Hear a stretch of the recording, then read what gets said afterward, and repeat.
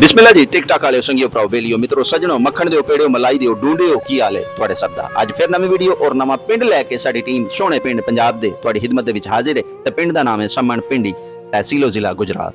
अगर तुसी शहर गुजरात तो शहर डिंगे दा सफर बरसता गुजरात डिंगा रोड करदे हो ते तकरीबन 7 किलोमीटर दूरी ते एक लिंक रोड मौजूद है जिहदा नाम समण पिंडी रोड है। ये रोड गुजरात डिंगा रोड नूं गुजरात सरगोदा रोड दे नाल लिंक करदा है। इसे रोड दे उत्ते ये पिंड वाकिया है। मैं जिस रोड ते मौजूद है इनू ढल समा रोड आखदे ने और जिस पुल दे उत्ते मौजूद हां ये पुल अपर जेलम कैनाल दे उत्ते वाकिया है। दरिया जेलम दे विचों नहर निकलदी है ते जेहड़े पुल दे उत्ते असीं मौजूद हां इनू समन पिंडी वाला पुल आखदे ने। इस पुल नूं पार करने आ ते पिंड समन पिंडी दा नज़ारा करने आ। इस पिंड दे काफ़ी लोगों ने सानू मैसेज कीते और सानू दावत दी कि जनाब साडे पिंड आओ और साडे पिंड दी वीडियो बनाओ। अज असीं हसबे वादा अपनी टीम दे नाल इस पिंड दे अंदर मौजूद हां। असी इस पिंड दे अंदर दाखिल हो रहे सी कि साडी नज़र एक बोर्ड दे उत्ते पई जिहदे उत्ते लिखिया सी मरियम नवाज हैल्थ क्लिनिक। उत्थों एक गल याद आ गई, मैं आख्या तुहाडे नाल भी शेयर करदा चलां। एक मरीज है बड़ा सख्त बीमार है, डॉक्टर साहब दे कोले जांदा है ते डॉक्टर साहब नूं अर्ज करदा है जनाब मैं बड़ा सख्त बीमार हां ते तुहाडी फीस कितनी है। डॉक्टर साहब अगू कहन लगे कि जनाबे अली तुसी अगर पहली दफा आए हो तो 1000 रुपया तुहानू फीस अदा करनी पवेगी। इस तो बाद तुसी जितनी दफा भी आओ दे साड़ी फीस नहीं होती बल्कि फ्री चेकअप होएगा, सिर्फ दवाई दे पैसे देने पैण दे।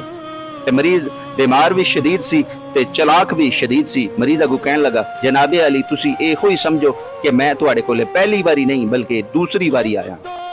ते जे मरीज शेर ने ते इस मुल्क दे विच डॉक्टर भी सवा शेर ने। डॉक्टर साहब ने बड़ा दिलचस्प जवाब दिता। डॉक्टर साहब कहन लगे जे तुसी शदीद बीमार हो ते तुसी दवाई ओहो ही खा लवो जिहड़ी पहली बारी तुसी आए सी ते मैं तुहानू लिख के दित्ती सी, ओहदे नाल ही तुहानू आराम आउणा है। मरीज शेर डॉक्टर सवा शेर। ये जिहड़ी वीडियो तुसी मुलाहिजा फरमा रहे हो ये चेची बरादरान समन पिंडी दे तामुन दे नाल पेश की जा रही है। अज असी इस पिंड दे विच चौधरी फरत अब्बास चेची साहब दी खुसूसी दावत दे उत्ते मौजूद हां।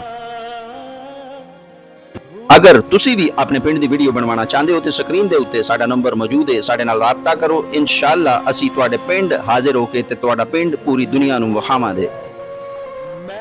अगर तुसी YouTube इस्तेमाल करदे हो तो साडा चैनल सोहणे पिंड पंजाब दे YouTube दे उत्ते भी मौजूद है। अपने पिंड दी वीडियो तुसी उत्थे भी मुलाहिजा फरमा सकते हो।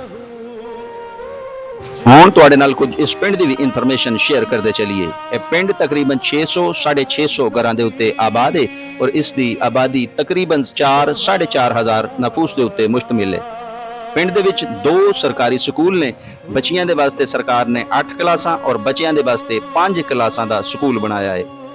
बच्चियां और बच्चियां दी दीनी तालीम दे वास्ते पिंड दे अंदर 2 मदरसे भी मौजूद ने। पिंड दे विच तकरीबन 7 मस्जिदां ने जिन्हां दे विच सब तो वड्डी मस्जिद दा नाम जामिया मस्जिद बाबा शाह मुराद है। इस मस्जिद के अंदर सैयद कासद शाह साहब आप इमामत और किताबत दे फराइज सर अंजाम दे रहे ने। अल्लाह ताला आप दे इलम और अमल दे विच मजीद बरकतां अता फरमाए। पिंड दे अंदर 2 कब्रस्तान ने और पिंड दा मशहूर करियाना स्टोर महर करियाना स्टोर है। इस पिंड ने खेलों के अंदर भी अपना लोया मनवाया है।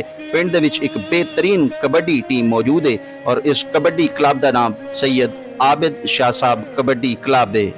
सैयद आबिद शाह साहब नू इस इलाके दी पूरी दुनिया जानदी है। आप कबड्डी दे एक नामवर प्लेयर ने। अल्लाह ताला आप नू सलामत रखे।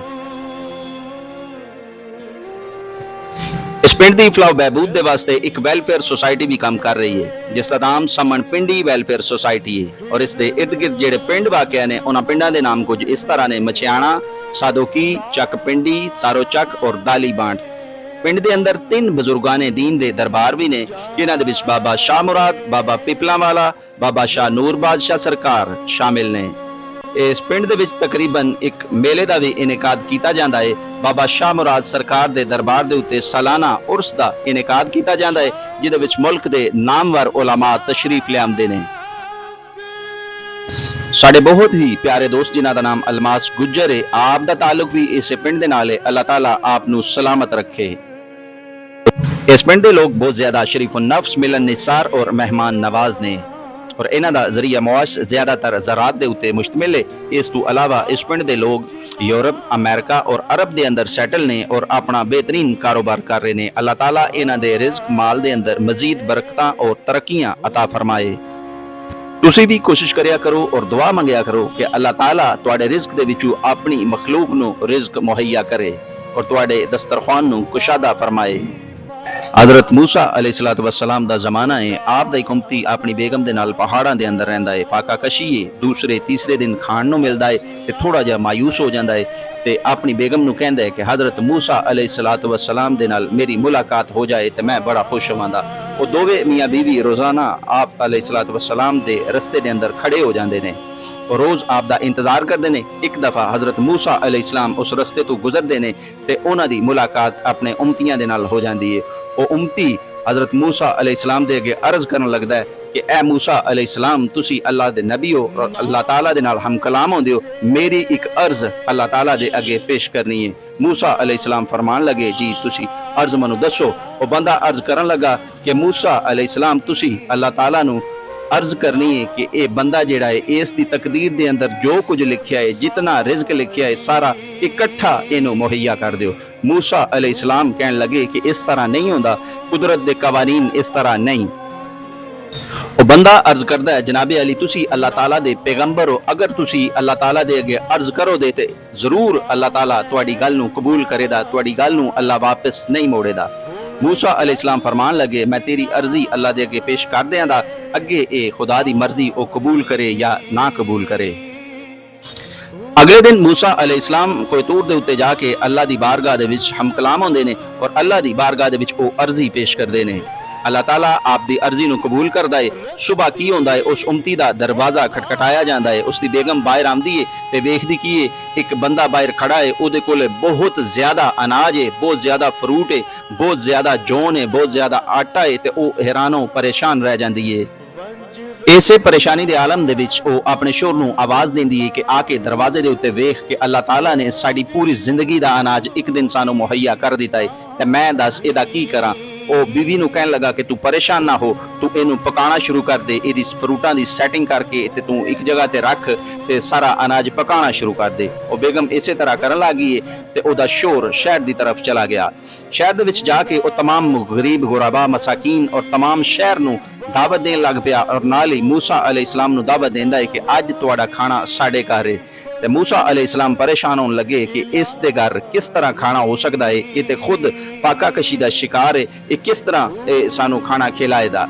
मूसा अलैहिस्सलाम जिस वेले तशरीफ ले आंदे ने उस दे घर वेखदे ने ते पूरा शहर अगे खाना खा रहा है, बहुत अजीम शान दावत हो रही है। आप अलैहिस्सलाम नू पुछदे ने कि ये की होया है ते ओ हजरत मूसा अलैहिस्सलाम नू अर्ज करदा है कि ए मूसा अलैहिस्सलाम अल्लाह ताला ने तुहाडी दुआ नू कबूल कीता ते मेरी पूरी तकदीर पूरी जिंदगी दा अनाज मैनू मुहैया कर दिता गया। इस तरह सारा शहर जिस वेले खाना खा के चला जाता है तो बेगम बड़ी परेशान होती है, अपने बंदे नू अपने शोर नू कहंदी है कि तू सारी जिंदगी का खाना एक दिन लोगों को खिला दिता है तो हुण असीं की खावांगे। वो कहंदा तू परेशान ना हो, तू सो जा। सुबह होंदी है उस तरह फिर एक बंदा आके दरवाजा खटखटांदा है और बहुत ज्यादा अनाज उस तरह वो लैके आंदा है। वो बंदा फिर शहर चला जाता है, फिर लोगों की दावत करता है। इस तरह मूसा अलैहिस्सलाम नू दावत देंदा है। मूसा अलैहिस्सलाम आके ते दावत खांदे ने ते अपने अल्लाह नू पुछदे ने कि ए बारी ताला ये की होया, उस बंदे नू कोई एक दिन ही पूरी जिंदगी का खाना दे दिता गया सी, हुण ये कित्थों आया। अल्लाह ताला फरमान लगा है मूसा अगर कोई तेरे नाल तजारत करे तू क्या उन्होंने फायदा नहीं देने लगा। तो आप फरमांदे ने क्यों नहीं, मैं उन्होंने फायदा देवांगा। अल्लाह ताला फरमान लगा तू मूसा बंदा है ते मैं रब हाँ, अगर कोई मेरे नाल तजारत करे तो मैं उन्होंने बड़ा फायदा देना। सोने रब दे हवाले।